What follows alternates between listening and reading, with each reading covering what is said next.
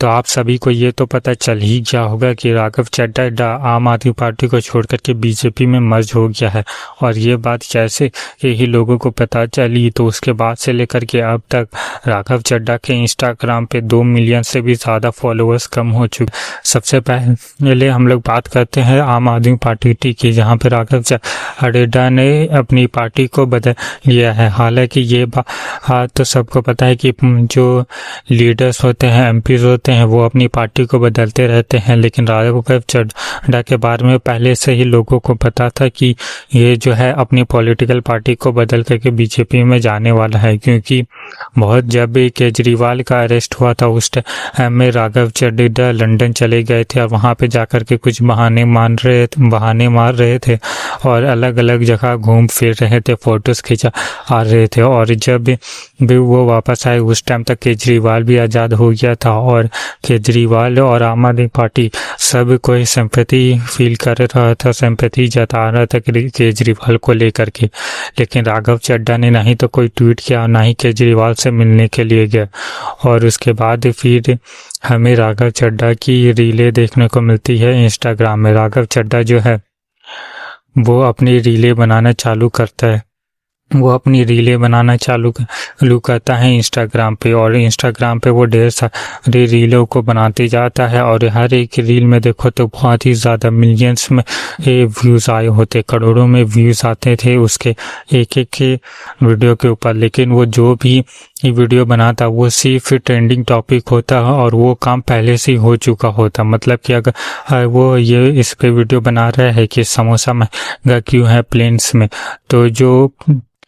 Planes में समोसा को सस्ते करने की जो पॉलिसी होती थी वो पॉलिसी सी उस टाइम लागू होने वाली होती थी, और उससे ठीक जस्ट पहले इस पे पार्लियामेंट में बोल करके वो इस चीज़ का क्रेडिट ले लिया करता था। मतलब कि राघव चड्ढा जिन भी मुद्दों को उठाता था उन मुद्दों को चाहे राघव चड्ढा उठाए या ना उठाए, उस पे जो पॉलिसीज़ होती थी वो बस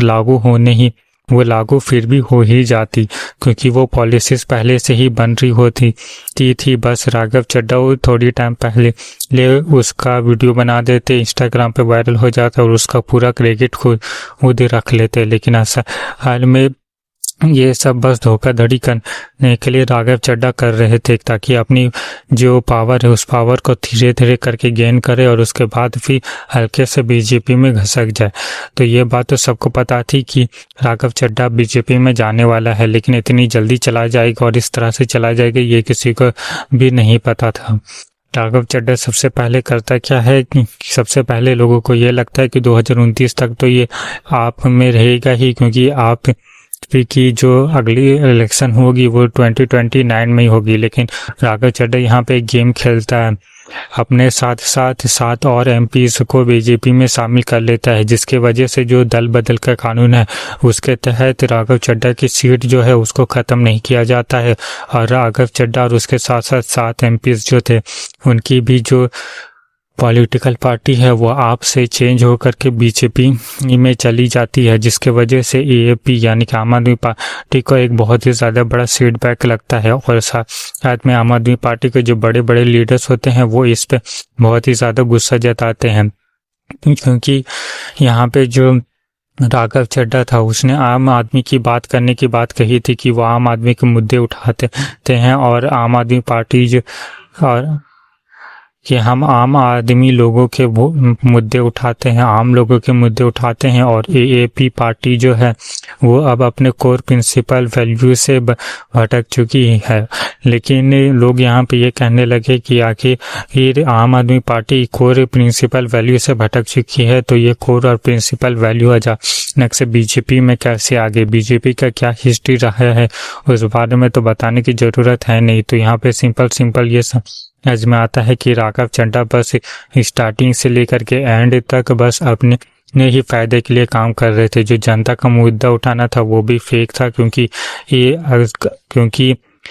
अगर वो मुद्दा नहीं भी उठाता तो भी उसकी जो पॉलिसीज़ थी वो पहले से ही बन चुकी थी और लागू होने ही वाली होती थी। बस उस पे वीडियो बना करके ट्रेंड बटोर करके खुद का फ़ायदा कर लिया करता था। तो यहाँ पे